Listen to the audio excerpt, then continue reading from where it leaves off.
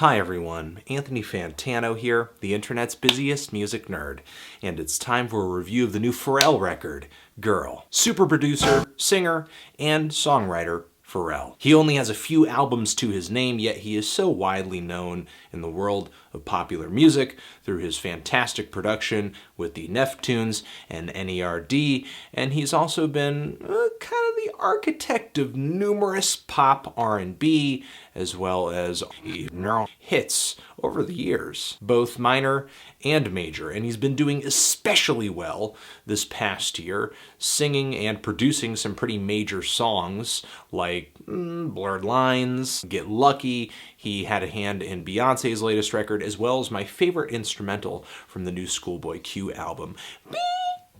And he's essentially taking advantage of this latest success streak with a new record that I was kind of looking forward to once I heard the lead single from it, Happy. A song which the track list of this record is quick to remind us is from the Despicable Me 2 soundtrack. And even though the song is most likely one of the most feel-good songs of the past 365 days, and really delivers on its title, with some fun lyrics as well as some awesome vocal layering toward the back end of the track, great drum beat, but what makes this track stick out to me the most is it is one of the few songs on this record where Pharrell's songwriting and singing actually pleases me. I apologize, but outside of my favorite NERD tracks, Pharrell's vocals, his singing, especially his falsetto, I've never been a fan of it.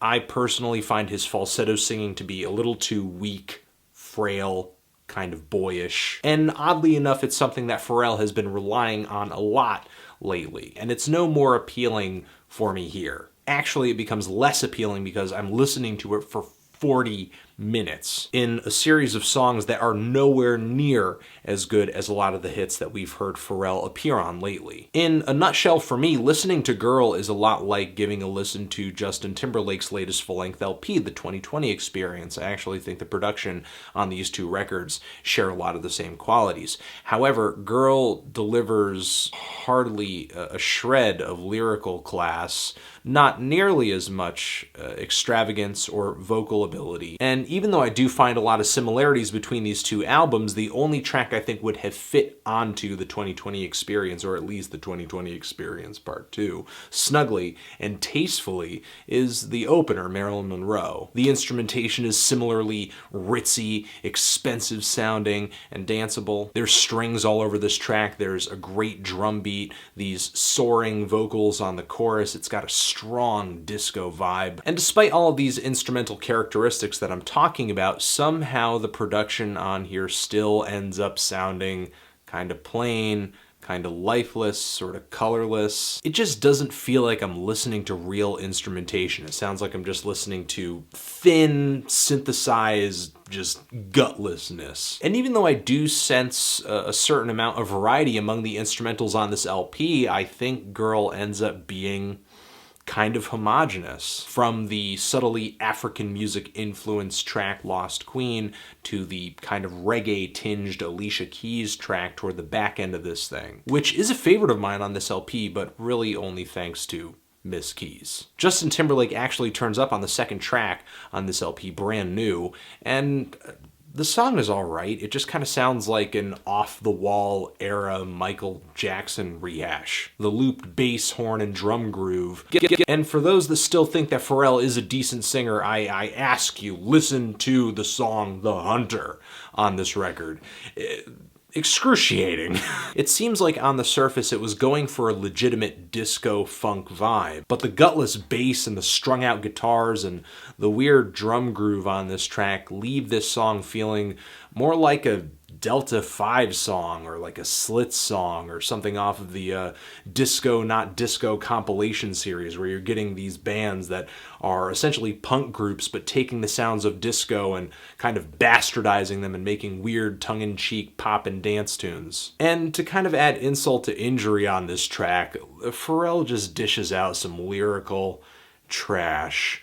Duck Dynasty's cool and all, but they've got nothing on a female's call. I'm a hunter. You're a huntman? I'm a hunter. You're a hunt guy? I'm a hunter. You're a hunt, sir? I'm a hunter. Hunt, hunt, hunt.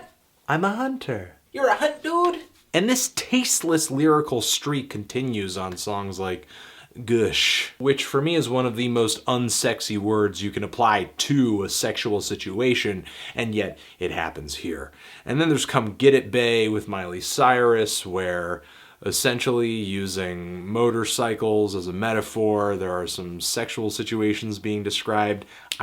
Free idea here. Pharrell go on tour behind this album and get a motorcycle-shaped bed, or a bed-shaped motorcycle, whichever one you can get your hands on for the least amount of money, and then have Miley Cyrus twerk on your face on the bed, and then ride away into the sunset because it's also a motorcycle. Unless it's just a bed-shaped motorcycle, because then it's just a bed. The vocal harmonies that Miley Cyrus and Pharrell have on this track just sound really cheap and fake and just so thin and just so boring to listen to. Ugh.